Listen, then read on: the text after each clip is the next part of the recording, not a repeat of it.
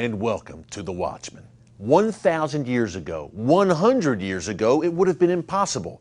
But today, a relationship that was once unthinkable is growing, and I believe it has the potential to change the world. Folks, Bible-believing Christians and Jews are coming together for such a time as this. I see it firsthand when I speak at pro-Israel events around the country. Christians are standing with the Jewish state, and their Jewish friends are returning the love and appreciation after centuries of anti-Semitism at the hands of people who claim to be Christians but were anything but. Rabbi Yechiel Eckstein has been at the very forefront of this movement for decades. His organization, the International Fellowship of Christians and Jews, is one of the largest nonprofit organizations in the world. And for many evangelical Christians, the fellowship and Rabbi Eckstein's TV programming have been the gateway to their support for and education about Israel and the Jewish people. Well, Rabbi Eckstein's amazing life story is chronicled in a new authorized biography called The Bridge Builder, the life and continuing legacy of Rabbi Yechiel Eckstein. I talked to him recently to discuss the book, the fellowship's work, and what the Iran nuclear deal means not only for Israel, but for America. Take a look. Talk about the humble beginnings of IFCJ and how it was tough getting things off the ground. You faced a lot of challenges. I did indeed, and I didn't have a secretary, I didn't have an office, I didn't have a salary, and I asked Pat how he did all that he did and created and built this ministry of CBN, and he said, it's in God's hands and I'll be praying for you and your ministry. Well, I remember walking out of that meeting with him and thinking, oh my gosh, there's another Christian who's going to be praying for me when I need a secretary and an office and a phone, etc. And the next day I got to the office in Chicago, and there was a $10,000 check from Pat. So it really started with nothing. God's blessed us. As you said, we are now one of the largest organizations in the world, and certainly in Israel. And the funds are coming 99% from Christians. And so I believe that what we're witnessing is of the Lord, of Christians blessing Israel and the Jewish people, like Genesis 12:3 says. And at the same time, that's serving as a witness to the Jewish people that true Christians are truest and best friends of Israel and the Jewish people. Yeah, and Rabbi, it wasn't always easy. In the great new authorized biography, The Bridge Builder, talks about your life story and how you built the fellowship. We have this great Christian pro-Israel movement now that's large, it's growing, but it wasn't always this easy. You were a pioneer and you faced a lot of pushback in the beginning, right? I did indeed. I was rejected, anathema to the Jewish community. I remember the first time I brought Jerry Falwell of blessed memory to my synagogue in Chicago. I had my head handed to me and by the Jewish community. And the same thing was true because of my relationship with Pat Robertson. The two of them were lightning rods, but at the same time, they were leaders of this whole movement. Today, you can read in the newspapers, the New York Times, about Jews and evangelical Christians opposing the Iran deal or something. That phrase, Jews and evangelical Christians, is understood now as a given. But as you pointed out, it took a lot of pain. The people who have read the book have said to me that Christians and Jews, that they were shocked by the pain that I had to go through in reaching out to work with the Christian community, essentially kicked out of my yeshiva, where I studied Talmud every day, excommunicated by some rabbis, attacked. There were moments, times where I needed physical security guards around me because of threats. And the interesting thing is that while it's pretty much gone and vindicated. I've been vindicated. You still have rabbis on the more right-wing Orthodox, and I'm an Orthodox rabbi, but on the more right-wing, who continue every day almost to attack me and to say that it's prohibited to use any of the gifts that we give. We built 6,000 bomb shelters in Israel, and each one says a gift of love from Christians in America.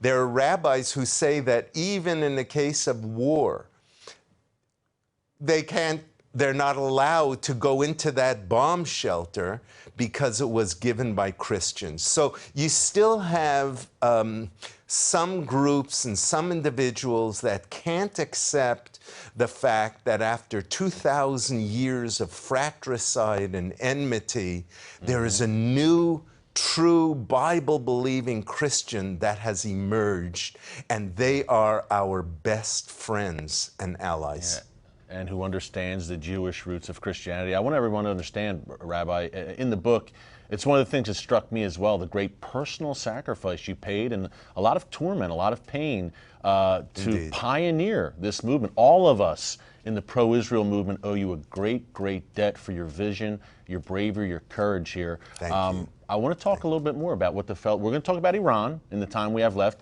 and a great new commercial that the Fellowship has produced about warning about this Iran nuclear deal and the consequences. But real quick, tell us a little bit more about the Fellowship. And by the way, you can find ifcj.org. You can go see what the Fellowship is doing, take part in what they're doing. Tell us a bit more about what you're doing not only in the land of Israel right now, but with Holocaust survivors in Russia and around the world for the Jewish people. Well, thank you for that question. We have a number of programs. The one that really was the first program we started that Christians have contributed so much to is called On Wings of Eagles, which is bringing Jews on Aliyah from the four corners of the world. As Isaiah prophesied, he even prophesied in chapter 49, a day will come when the Gentiles will carry your sons on their shoulders and daughters in their arms and bring them to the land of Israel. So we're witnessing the fulfillment of prophecy, and millions. We have 1.5 million Christian donors, and we have already brought 400,000 Jews from Ethiopia, from Russia, from Ukraine. We just recently brought a group from an Arab country that I can't mention. And we now, because of the situation in Ukraine, we're focusing there because there are Jewish refugees we've been caring for 2,600 refugees who fled Donetsk, Lugansk, Mariupol, and eastern Ukraine. We set up a refugee camp, the first time since World War II that Jews needed a refugee camp, and now we're bringing them to Israel. We started with one flight a month, now we're up to two. We've already brought over 1,000 Jews from there, and it's all sponsored by Christians. Then we have a program called Isaiah 58, which refers to the chapter in Isaiah that a true fast is feeding the hungry, clothing the naked, not averting our eyes from our flesh and blood.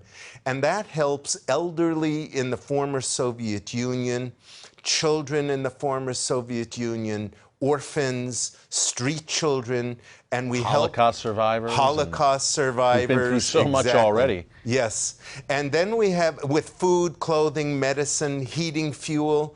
And then we have our program in Israel called Guardians for Israel, which helps with poverty and security for the people of Israel. It's really rather outrageous that we just have a few more years for these Holocaust survivors to live, and they have so many of them, even in Israel, every day have to make a decision between food and medicine and their rent and water, and it's outrageous that that we can't let them lead the last twilight years of their life with a sense of dignity. So all of these are programs that Christians are stepping up to the plate and blessing Israel and Jewish people. And then finally, we have a program called Stand for Israel, which is our prayer and advocacy component,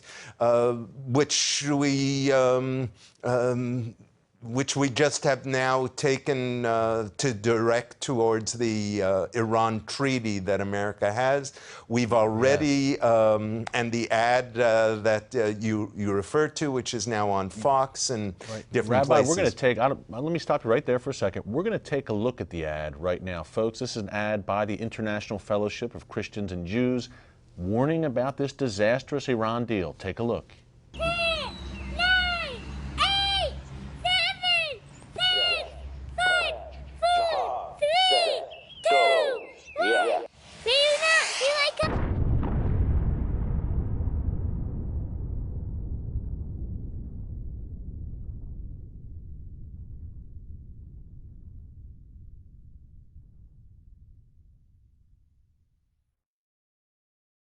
We'll have more from my interview with Rabbi Eckstein later in the show. But up next, we continue our tour of the growing relationship between Bible-believing Christians and Jews with a look at the 2015 Christians United for Israel, CUFI, National Summit. Stick around.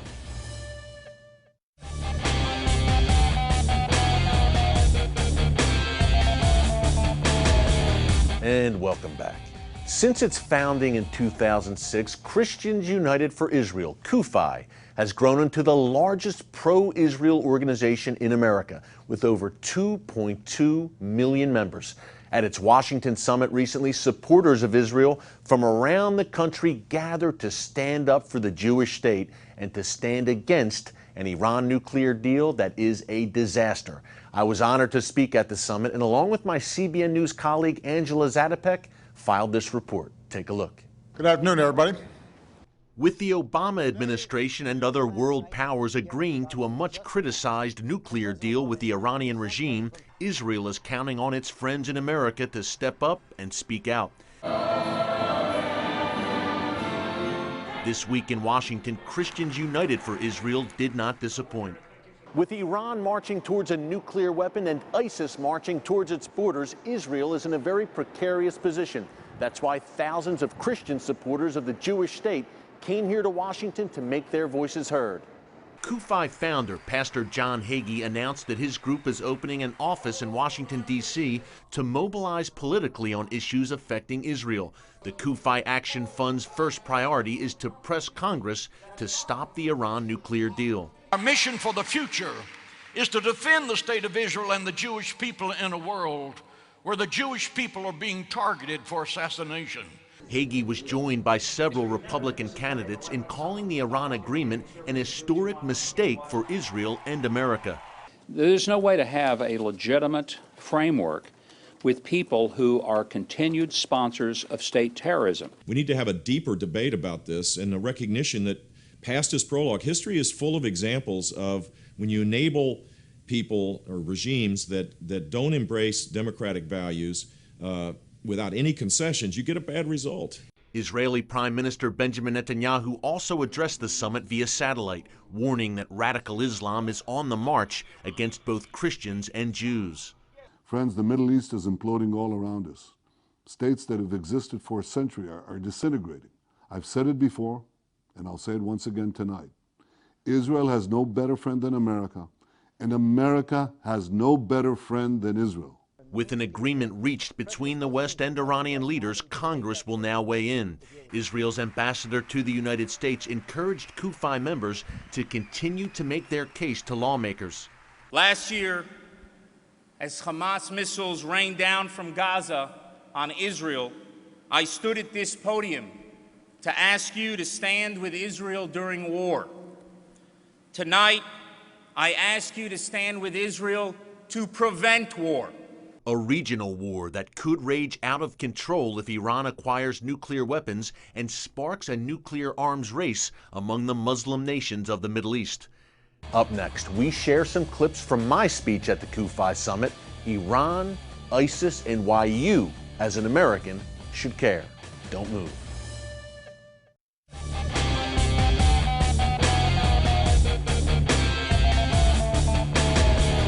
Welcome back. Israel's enemies are America's enemies.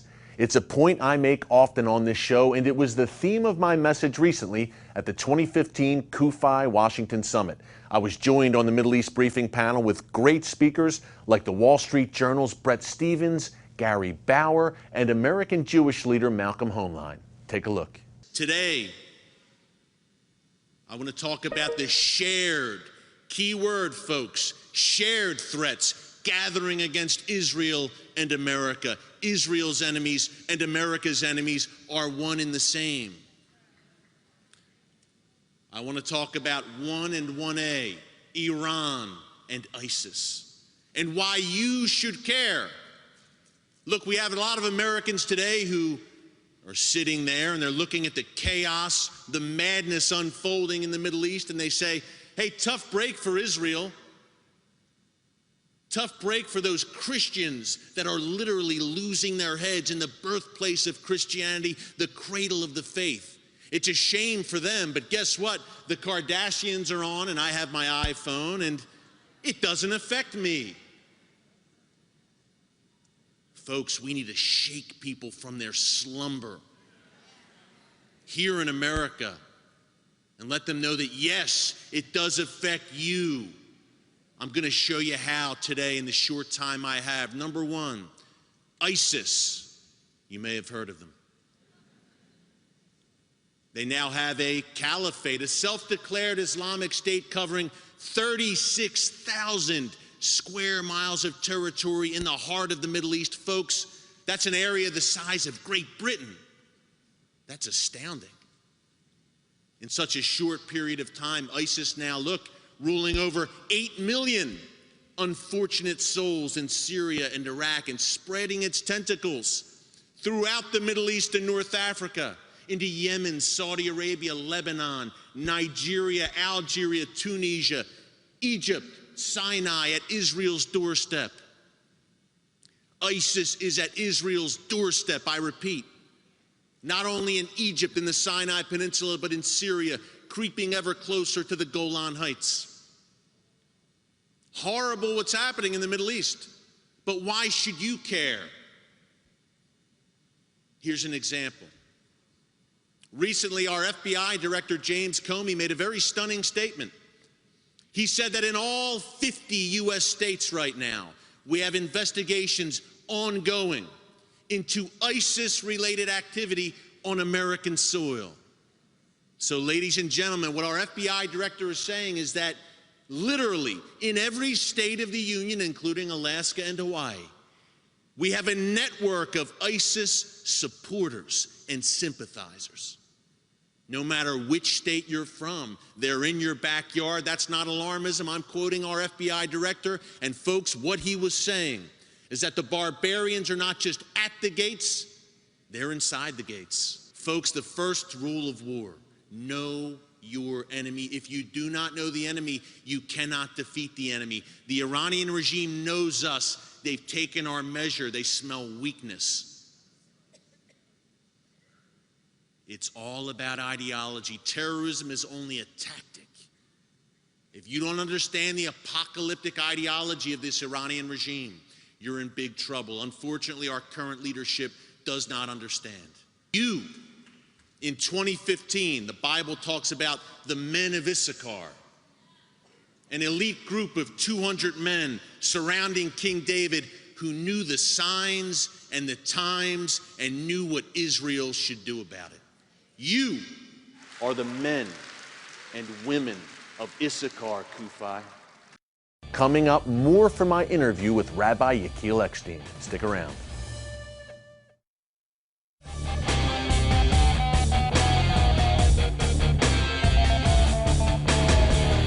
And welcome back. We're wrapping up here on The Watchman. Here's more from my interview with Rabbi Yechiel Eckstein. tell us your concerns in the short time we have left about this Iranian nuclear deal. The implications not only for Israel and the Jewish people, Exactly. but for America. This is a global threat. Exactly. Iran already has strategic ballistic missiles to reach Europe. They're going to, within a very short time, have missiles that can reach the United States. So it's not just ICBMs, right? So it's not just an immediate existential threat to Israel and the Jewish people. We've learned from the Holocaust that when there are those who threaten to kill you, take them seriously. And we've made a vow, never again. The difference between today and the Holocaust is that while America is our ally, our closest ally, we cannot trust in any other nation other than ourselves and God to guide us. And so we all are aware that there is still on the table in Israel at the last moment possible, we can trust that Israel will do the right thing. And I don't believe that the President Obama, has really kept all the options on the table as he has. We saw what happened with the chemical weapons in Syria. And so this is a threat to the world and an existential threat to Israel and the Jewish people. And millions of evangelical Christians this time around will be shoulder to shoulder with you and with the Jewish people. And They you are a major reason for that, Rabbi. Thank you for everything you've done.